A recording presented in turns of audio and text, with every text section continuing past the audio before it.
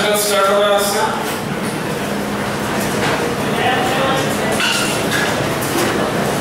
Magnetic effects of current.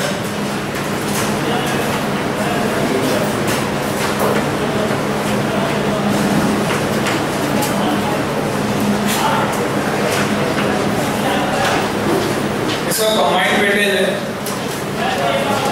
EMI and AC के साथ मिलाकर 16 मार्क्स। 8 नंबर की यूनिट है, 8 नंबर की वो दोनों मिलाकर 16 नंबर। तो जो एक्सपेक्टेड पार्ट है इससे वो 8 मार्क्स है।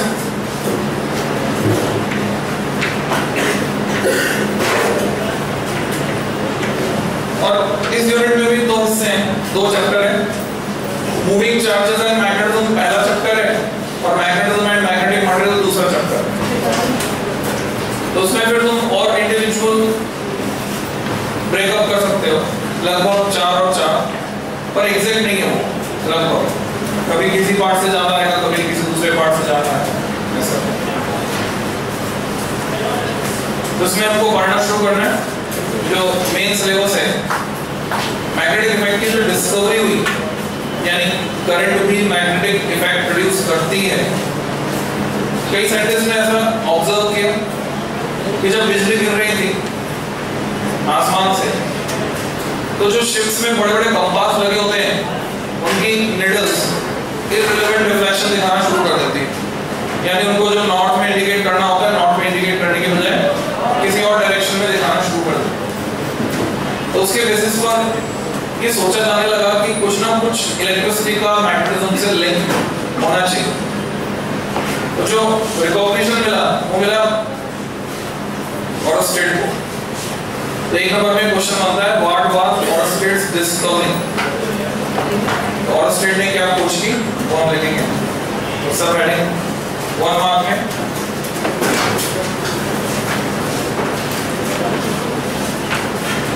OERESTED Oersted's discovery.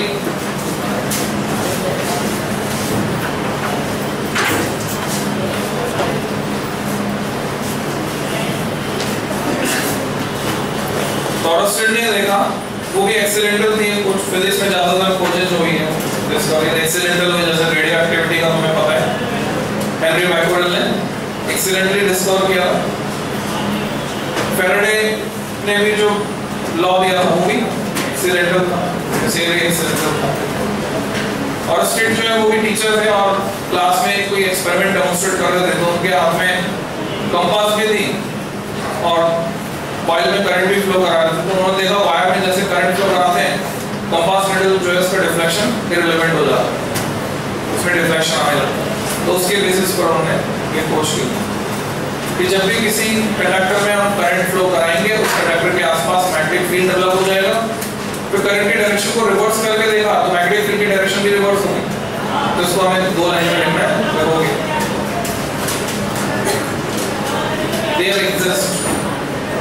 There exists a magnetic field. There exists a magnetic field nearby a current carrying conductor.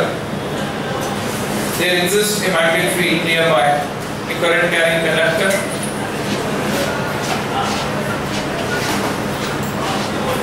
And if we reverse the direction of current, and if we reverse the direction of current,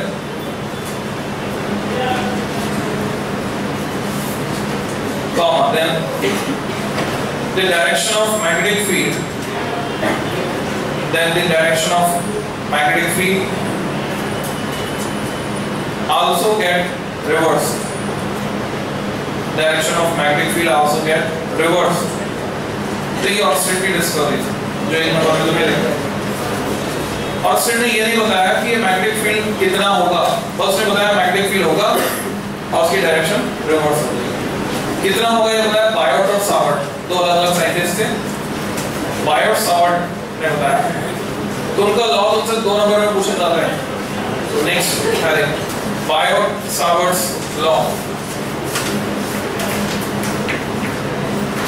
2 number में vector form में question पूछते हैं, BIOT bio, SAVART Savart, apostrophe S Biot Savart's law. तो चलिए 2 number में पूछेंगे तो तुम्हें कितना लिखना है, क्या क्या लिखना है तो देखोगे।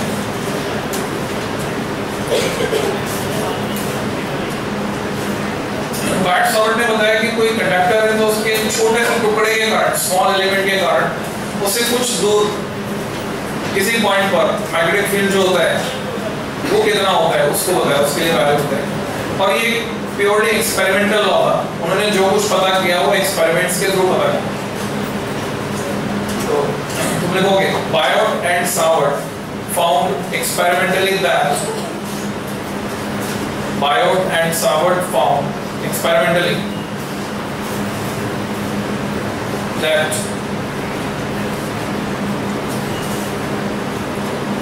the small magnetic field bracket में dV, the small magnetic field in bracket dV due to a current element bracket में ideal, करंट अकेली स्केलर है, एलिमेंट अकेला स्केलर है, और करंट और एलिमेंट दोनों को कंबाइन कर दो तो vector. At a point current element ideal के बाद at a point situated at distance small r from it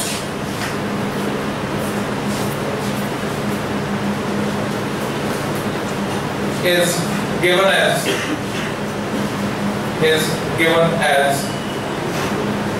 dash लगा। एक डायग्राम तुम्हें बनाना होगा तब भी तुम बार्ट सावर्ट लॉ बताओगे। ठीक है, कंडक्टर जो करंट कैरी कर रहा है ये है point of observation point P, जहां पर हम मैग्नेटिक फील्ड पता करना चाहते हैं।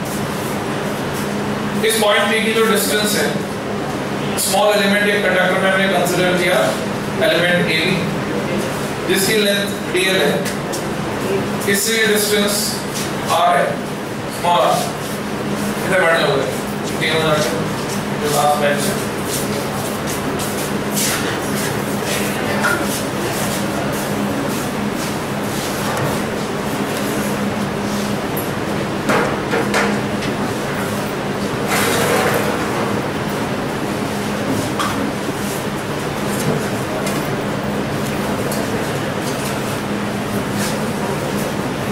तो इस पॉइंट P पर हमको मैग्नेटिक फील्ड पता है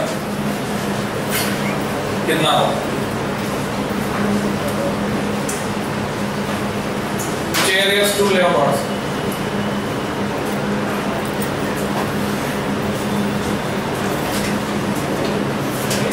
तो यहां पर एरो मार्क किया, वेक्टर बना दिया इसको, करंट एलिमेंट।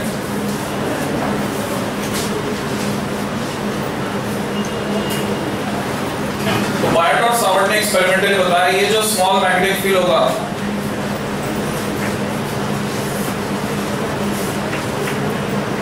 ये प्रोपोर्शनल होगा आइडियल के, dB is proportional to sin of angle theta। अगर यहाँ पर ये एंगल बन रहा है थीटा, मेंशन करेंगे थीटा क्या है, रेफरेंस साइड में तो मेंशन करोगे dB proportional sin theta लिखने के बाद theta is the angle made by current element, theta is the angle made by current element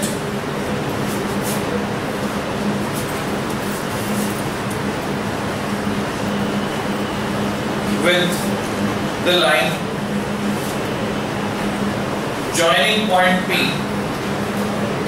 with the line joining point P to it।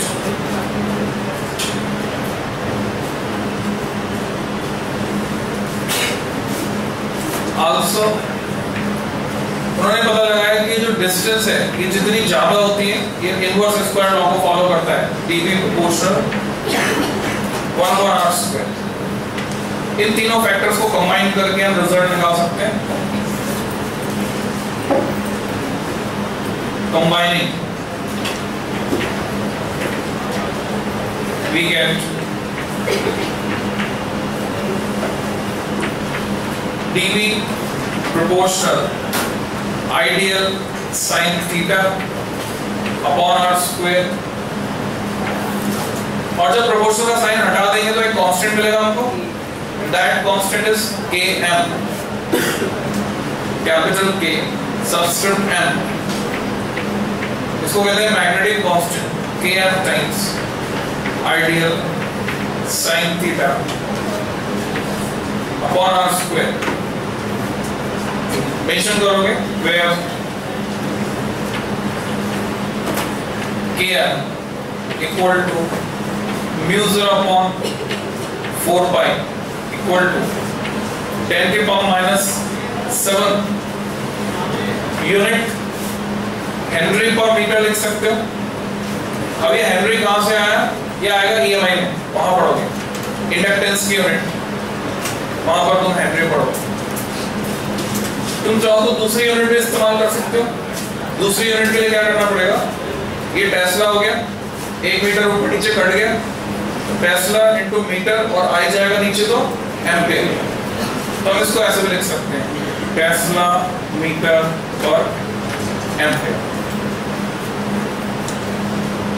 where km equal to mu 0 upon 4 pi equal to 10 to the power minus 7 Henry per meter or Tesla meter per ampere is called magnetic constant। इसका नाम हो गया magnetic constant।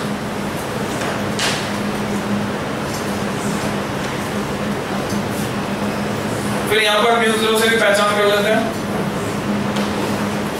and mu 0 equal to, यहीं से value निकल जाएगी 4 पाई into 10 की power minus 7। जो यूनिट km की होगी वही mu 0 की होगी। इलेक्ट्रोस्टैटिक्स में उल्टा था क्योंकि एप्सिलॉन 0 डिनोमिनेटर में आ रहा था। ये डायरेक्ट रिलेशन है 4 पाई into 10 की power minus 7 Henry per metre या टेस्ला मीटर पर एम्पियर is called permeability पर MEAPILITY permeability। जब सब्सक्रिप्ट में 0 लगा हुआ है मतलब ये एयर या वैक्यूम के लिए है, परमेबिलिटी ऑफ एयर और वैक्यूम।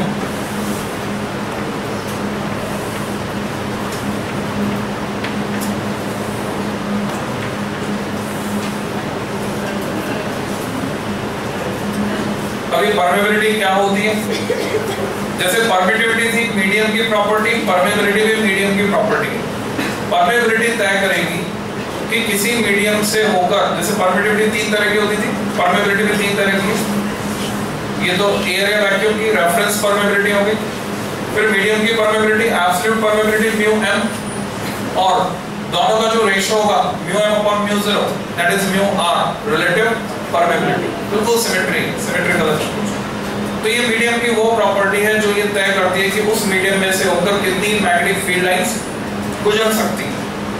अगर ज्यादा गुजर सकती है तो परमेबिलिटी ज्यादा होती है, कम गुजर सकती है तो परमेबिलिटी कम होती है। फॉर एग्जांपल अगर हम बात करें पैरामैग्नेटिक, डायमैग्नेटिक और फेरोमैग्नेटिक सब्सटेंसेस की, तो जो पैरामैग्नेटिक सब्सटेंसेस होते हैं उनके लिए परमेबिलिटी ज्यादा होती है, डायमैग्नेटिक सब्सटेंसेस के लिए कम होती है, और फेरोमैग्नेटिक सब्सटेंसेस के लिए बहुत ज्यादा होती है। इस चैप्टर में पढ़ेंगे एंड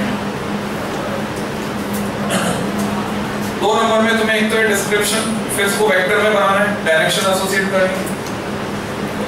तो जो इसकी डायरेक्शन है उसके लिए हम यूज करते हैं right hand palm rule number 1। तो लैंग्वेज में लिखोगे its direction is given by किसकी, इट्स वर्ड किसके लिए आया? तुम चाहो तो लिखो direction of dB. Direction of dB is given by right hand palm rule number 1। Direction of dB is given by right hand palm rule number 1। right hand palm rule number 1 इसको underline करोगे, dash लगाओगे। अलग से question आता है 1 number में, तुमसे कहते हैं straight right hand palm rule number 1। तो जब तुमसे कहेंगे straight right hand palm rule number 1 तो उसमें क्या लिखना है? जब 2 नंबर में आएगा तो उसमें तुम्हें बस खाली ये लाइन लिखकर छोड़ देनी है, direction is given by right hand palm rule number 1। उसका डिस्क्रिप्शन नहीं लिखना। और अलग से 1 नंबर का क्वेश्चन आता है straight right hand palm rule number 1, तो उसमें जो लिखना है वो बता रहा हूं। According to it comma, if we stretch our right hand palm, if we stretch our right hand palm such that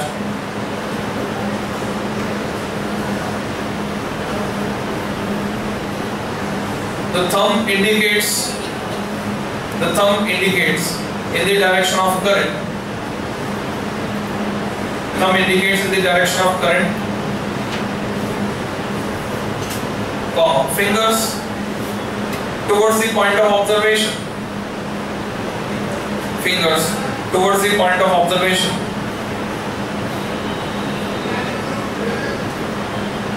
then perpendicular to the palm, then perpendicular to the palm will show the direction of magnetic field. Perpendicular to the palm will show the direction of magnetic field. तो ये कैसे है वो समझोगे? मैंने अपना right hand लिया, ये करंट की डायरेक्शन अंगूठे को रखा करंट की डायरेक्शन में, उंगलियों को फैला towards the point of observation. तो जो परपेंडिकुलर टू द पाम है वो जा रहा है इनवर्स। जब भी डायरेक्शन इनवर्स होगी उसको दिखाएंगे हम क्रॉस। तो यहाँ पर ये क्रॉस जो लगा दिया इसका मतलब मैग्नेटिक फील्ड की जो डायरेक्शन है वो इनवर्स। तो लॉजिक क्या होता है क्रॉस या डॉट का? अगर तुमने असली धनुष बाण देखा है उसमें अगर तुम तीर देखोगे यानी बाण, कहां पर देखने को मिलेगा? चित्तौड़गढ़ चले जाओ, नदी घाटी, महाराणा प्रताप का भाला भी रखा हुआ है वहां पे, जिसको उठाकर वो चलाते थे। हम हिला लें तो भी बहुत बड़ी बात है, इतना भारी है। और धनुष बाण भी रखें तो वो जो बाण है वो आगे तो होता है कोन शेप, तो अगर तुम उसको आगे की तरफ से देखोगे, जैसे वो गेम भी आता है डार्ट गेम, तो आगे देखोगे तो क्या नजर आएगा? डॉट। और वो जो कोन है उसका सर्कल। तो जब भी डायरेक्शन होती है आउटवर्ड्स तो हम दिखाते हैं डॉट एंड सर्कल, और जब भी डायरेक्शन इनवर्ड्स पीछे से देखोगे तो क्या नजर आएगा? पंप लगे होते हैं बैलेंसिंग के लिए, तो ऐसे क्रॉस नजर आएगा, पंप क्रॉस लगे होते हैं। पीछे से देखोगे क्रॉस नजर आएगा। अब क्योंकि डायरेक्शन इनवर्स है तो हम दिखाएंगे क्रॉस, क्योंकि एरो अंदर की तरफ है, पीछे से क्या दिख रहा है? क्रॉस। और डायरेक्शन आउटवर्ड होती है तो दिखता है डॉट। ये लॉजिक। तो इसको वेक्टर फॉर्म में कन्वर्ट करके अगर एक्सप्रेस करते हैं तो हम चाहें तो क्रॉस प्रोडक्ट के फॉर्म में इसको एक्सप्रेस कर सकते हैं। आइडियल की डायरेक्शन ये है, राइट हैंड रूल लगाया, आर की डायरेक्शन ये है, और ये इनवर्ड डायरेक्शन हमें मिल रही है आइडियल क्रॉस आर। तो आइडियल क्रॉस आर के फॉर्म में इसको लिख सकते हैं। तो लिखोगे in vector form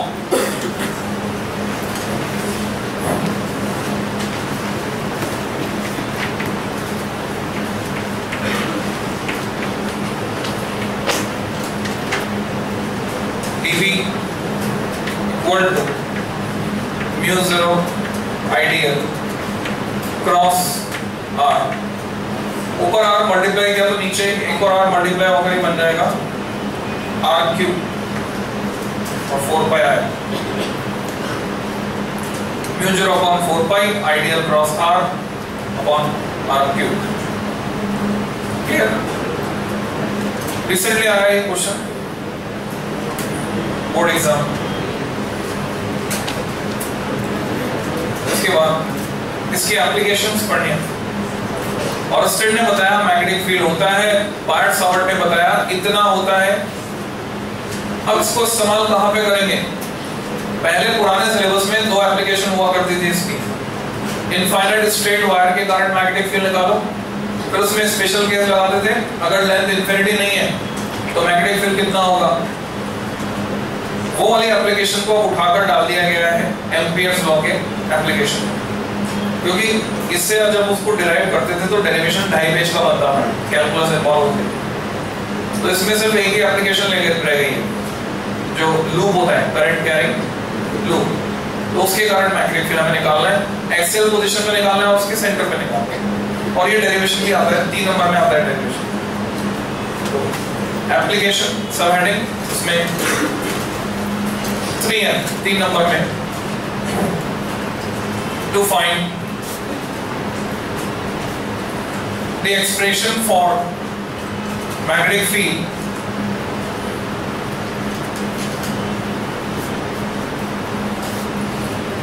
due to a current carrying loop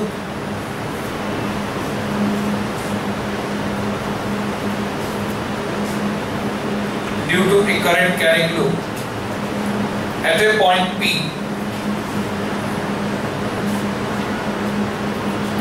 situated on its axis at distance x from its center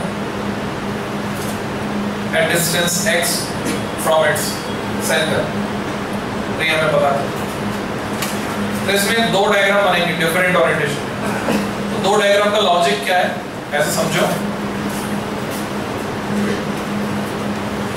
आगे इंजीनियरिंग में ये लॉजिक तुम्हें लगाना होगा। जैसे डस्टर है, सामने से क्या दिख रहा है तुमको? एक रेक्टेंगल, इसको कहते हैं फ्रंट व्यू या एलिवेशन, ये टर्मिनोलॉजी यूज करो। अगर कोई इसको ऊपर से देखेगा तो एक दूसरा रेक्टेंगल दिखेगा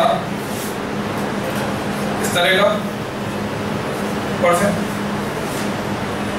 उसको कहते हैं टॉप व्यू। तो इसको डिस्क्राइब करने के लिए हमने दो डायग्राम बनाए। टॉप व्यू को प्लान भी बोलते हैं, प्लान और टॉप व्यू। तो ये हो गया प्लान या टॉप व्यू और ये हो गया एलिवेशन। सिमिलरली जब किसी लूप को तुम देखोगे,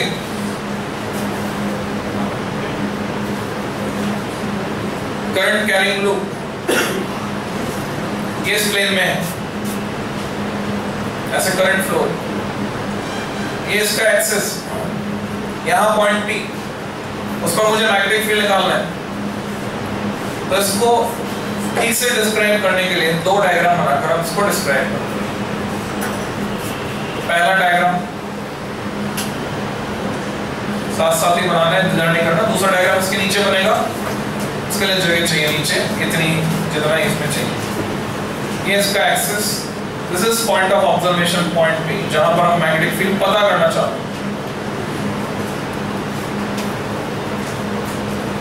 P को यहां मार्क करने की बजाय यहां नीचे मार्क कर दो।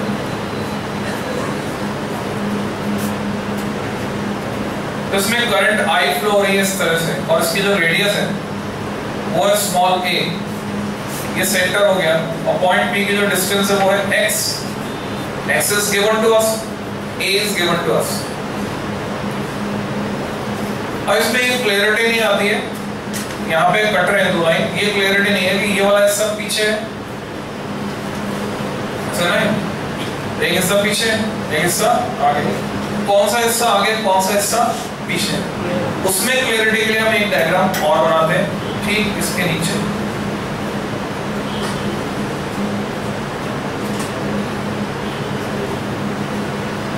और इससे क्लियर हो जाता है कि कौन सा हिस्सा पीछे है।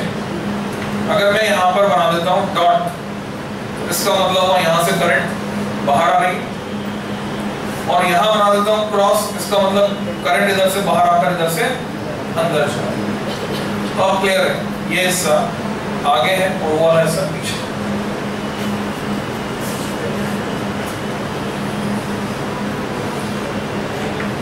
सेम पॉइंट P,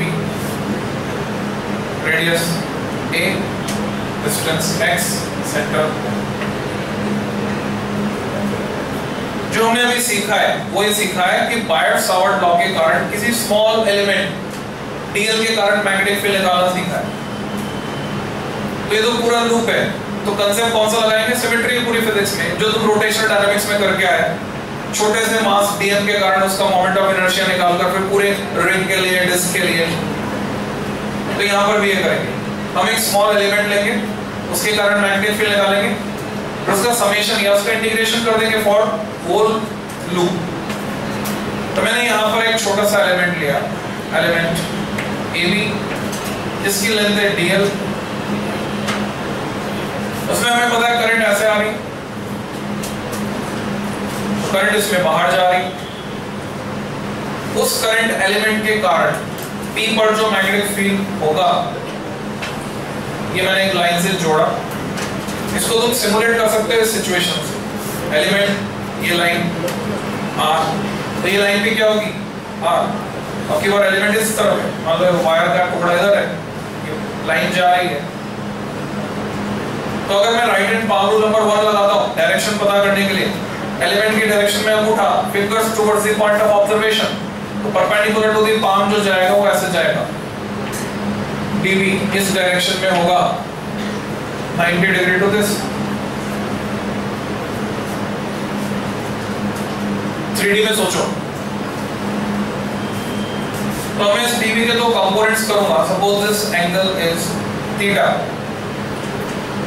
तो अगर मैं वर्टिकल और हॉरिजॉन्टल डायरेक्शन में रिजॉल्व करता हूं dv को, ये थीटा है तो ज्योमेट्री से ये भी थीटा होगा।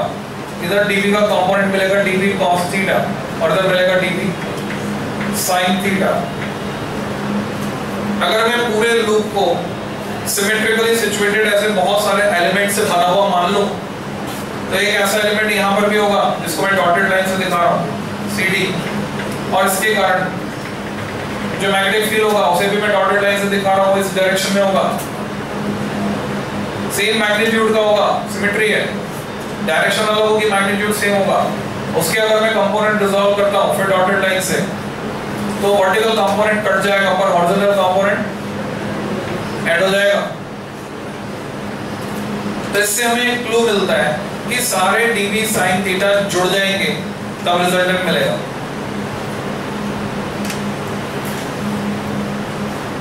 तो तुम लैंग्वेज में लिख सकते हो इसे बनाने के बाद।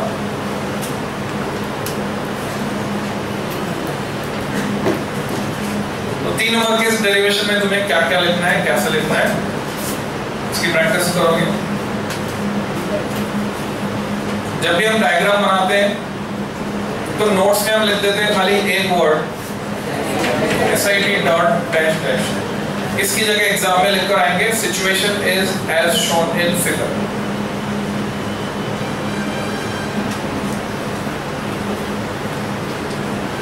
फिर हम ये बताने की कोशिश करेंगे डायग्राम से क्या क्या समझ में आ रहा है।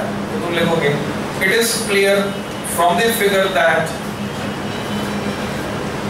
it is clear from the figure that comma if whole loop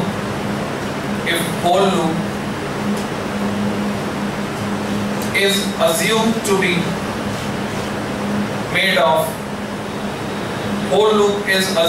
made of symmetrically situated length elements,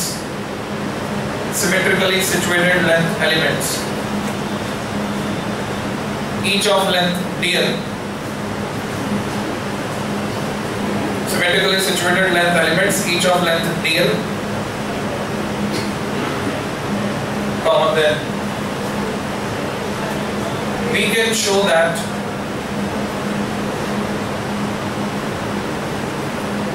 the resultant magnetic field will be directed. We can show that the resultant magnetic field will be directed along the axis of the loop,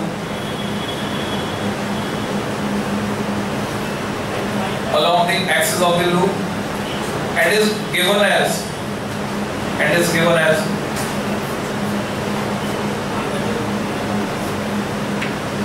B vector equal to sigma dV sin theta.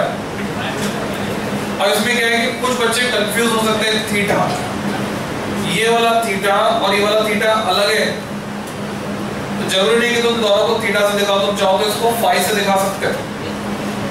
और क्योंकि हमने already दिखाई दिया theta से, तो ऐसी situation में तुम्हें समझना होगा this theta is different from that theta. तो सिग्मा dV sin थीटा ये नेट मैग्नेटिक फील्ड होगा, तो मैं इनकी वैल्यूज रख दूंगा। अच्छा, इसमें डायरेक्शन नहीं आई, डायरेक्शन क्या होगी, या तो यहाँ पर x एक्सिस y एक्सिस बना लें, this is x axis this direction is y axis, this is origin, तो मैं यहाँ पर i कैप लिख सकता हूँ पॉजिटिव एक्सिस के, but dv equal to mu 0 upon 4 pi ideal sine, अब यहाँ पे थीटा नहीं आएगा, तो थीटा ऑलरेडी ले चुके हैं, साइन फाई इसको मैं लिख रहा हूँ, उसको ध्यान से समझना, upon R square, distance R है, ये कहाँ से आया, from BS law, Biot Savart law, वहां से हमने लिखा कि डीवी तो इतना है। अब तुम्हें यहाँ पर जो समझना है वो समझना है कि ये साइन फाई कितना होगा, साइन फाई में फाई की वैल्यू क्या होगी, कौन बताएगा, हाउ मच इज फाई, हाँ बोलो, फाई इज 90 डिग्री, इसको ऐसे समझो, ये लूप, ये एलिमेंट ऊपर, मान लो इसको मैंने घुमा के तुम्हारे सामने कर दिया ऐसे, तो जब ये एलिमेंट तुम्हारे सामने आ गए तो सिचुएशन ये हो गई, ये एलिमेंट, अब वो जो लाइन जा रही है एलिमेंट से, वो पॉइंट की तरफ जा रही है जो एक्सिस पर है, यानी थोड़ा इंक्लाइन, तो उसका एंगल ही तो निकालना है हमको, ये हो गया एलिमेंट, पीली वाली चौक, दिस इज एलिमेंट, और वो जो लाइन जाएगी एक्सिस की तरफ वो ऐसे जाएगी सेंटर की तरफ, एक्सिस पर जो पॉइंट है पी की तरफ इंक्लाइन, तो ये वाला एंगल कौन सा है, जो यहाँ थीटा था उसकी जगह ये यहाँ वाला एंगल है, बीच में यहाँ जो दिस एंगल इज 90, क्योंकि इसका इंक्लिनेशन तो ऐसे है, ऐसे ऊपर या नीचे नहीं है, ऊपर या नीचे होता तो 90 नहीं होता, इसका इंक्लिनेशन अंदर की तरफ है, वैसे ये 90 डिग्री पर, तो ये बीच वाला एंगल 90, तो सीधे हम यहाँ पे लिख सकते हैं 90, फाई या थीटा कुछ भी लिखने के बाद, जब तुमने फाई लिख दिया था तो इक्वल टू 90 ऐसे साइन बना के ये वैल्यू रख देंगे 10, b मिलेगा हमको, dv की वैल्यू, सिग्मा का साइन रहेगा mu 0 upon 4 pi ideal upon R square, वो साइन 90 तो 1 हो गया, पर ये वाला साइन थीटा ये इस ट्रायंगल से मिलेगा, sine theta is perpendicular upon hypotenuse a by r, जैसे समेशन इंटीग्रेशन में कांस्टेंट को बाहर निकाल देते हैं, समेशन में भी कांस्टेंट को बाहर निकाल देते हैं, तो इस समेशन में तुम कांस्टेंट को बाहर निकाल दोगे, कांस्टेंट है म्यू 0 अपॉन 4 पाई कांस्टेंट है, i कांस्टेंट है, ये r स्क्वायर और ये r मिलाकर r क्यूब कांस्टेंट है, और ये भी फिक्स है, the only variable is dl, वो सिग्मा में रह जाएगा, और dl सारे टुकड़े अगर तुम जोड़ देते हो तो इसकी सरकमफ्रेंस मिलेगी 2 पाई है, तो ये एक्सप्रेशन बनेगा mu 0 i a into 2 pi a upon 4 pi r cube, कुछ कैंसिलेशन हो गया, जैसे 2 पाई से 2 पाई कट गया, 4/2 टाइम्स, अब हमें मिलता है mu 0 i a square, r given data नहीं है, r is not given to us, हमें तो दिया हुआ है a और x, तो r को a और x की टर्म से पाइथागोरस थ्योरम से लिख सकते हैं under root of a square plus x square, और पावर 3 है तो अंडर रूट और पावर 3 दोनों को मिला दिया तो twice of a square plus x square raise to power 3/2, बहुत ही इंपॉर्टेंट फार्मूला जो तुम्हें रटा हुआ होना चाहिए, एक्सिस पर मैग्नेटिक फील्ड इतना होता है mu 0 i a square upon twice of a square plus x square to power 3/2, तो 3 नंबर का डेरिवेशन कंप्लीट हो गया। कई बार 3 नंबर में तुमसे पूछते सेंटर पर निकालो, तो सेंटर पर निकालने के लिए तुम्हें ऐसे ही करना है, 3 नंबर में जब पूछेंगे डायरेक्ट नहीं निकालोगे सेंटर पर, जैसे आईआईटी में सिखाया, तो मुझसे सेंटर पर मैग्नेटिक फील्ड निकालो, पहले इन स्टेप्स से यहाँ तक पहुँचोगे, इसमें कंडीशन डालोगे, फिर सेंटर पे निकालो, 3 नंबर में जब भी आया, 2 नंबर में आ रहा है तो शॉर्टकट लगा सकते हो, और 3 नंबर में आ रहा है तो पूरा करना लिखोगे। स्पेशल केस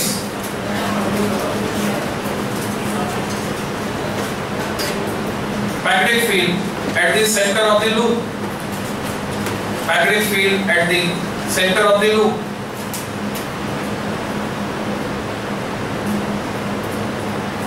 तो सेंटर पर हमें दिख रहा है x 0 हो जाएगा, तो हम x को 0 कर देंगे,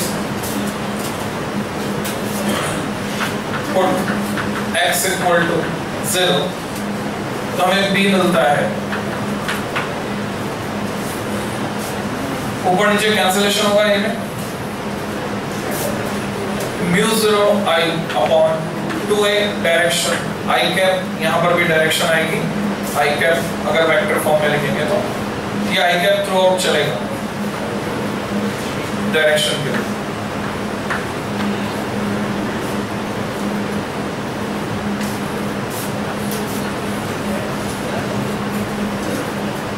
पुराने सिलेबस में क्या था कि स्ट्रेट वायर के करंट में निकालना होता था, स्ट्रेट इनफाइनाइट वायर के करंट। तो स्ट्रेट इनफाइनाइट वायर के करंट अभी यहां से हटा दिया, उसको डाल दिया एम्पियर्स लॉ, और फिर दोनों में हम लिंक करते हैं। क्या होता है कि इस एक्सप्रेशन ये तो क्या है, μ0/2 है, स्ट्रेट वायर के करंट निकालोगे तो आएगा μ0/2 पाई r, r is the distance. तो इसमें भी अगर रेडियस को r मान लो a की बजाय, तो ये हो जाएगा μ0/2r। अब क्या होता है, बाद में जब इनका इस्तेमाल करना होता है खिचड़ी बनती है। हम क्या करते हैं, या बच्चे क्या करते हैं, तुम क्या करते हो कि जहां स्ट्रेट वायर का एक्सप्रेशन लगाना है वहां तुम लूप का लगा देते हो, जहां लूप का लगाना वहां स्ट्रेट वायर का लगा देते हो। तो याद रखने का एक सिंपल सा मेथड है, लूप में पाई नहीं आएगा और स्ट्रेट वायर के एक्सप्रेशन में पाई आएगा। तो हम बोलते हैं कि जहां जो चीज होनी चाहिए वहां वो नहीं मिलती, ये लॉजिक लगाते हैं कि स्ट्रेट वायर जहां पे स्ट्रेट है, कोई इसमें सर्कुलर सिमेट्री है ही नहीं, सर्कुलर सिमेट्री नहीं है तो पाई नहीं आना चाहिए था, तो वहां तो क्या होगा, पाई आएगा। और सर्कुलर लूप जहां सर्कुलर सिमेट्री है, पाई आना चाहिए था, वहां पाई नहीं आएगा, तो खिचड़ी नहीं बनेगी। इस लॉजिक से तुम याद रख पाओगे कि जब इस तरह के क्वेश्चन तुमको दिए जाएंगे, ऐसा कोई सेंटर पर मैग्नेटिक फील्ड निकालो, ऐसे घुमा देते हैं, अलग अलग तरह के शेप बनाकर बोलते हैं तुमसे सेंटर पर मैग्नेटिक फील्ड निकालो। तो लूप का कोई पार्ट है उसके कारण निकालना है, स्ट्रेट वायर उसके कारण निकालना है, तो वो सब इसकी एप्लीकेशन में आएंगे। तो बायट-सावर्त लॉ हमने पढ़ लिया पूरा, उसकी एप्लीकेशन भी पढ़ ली। नेक्स्ट टर्न पे एम्पियर्स लॉ और उसकी एप्लीकेशन।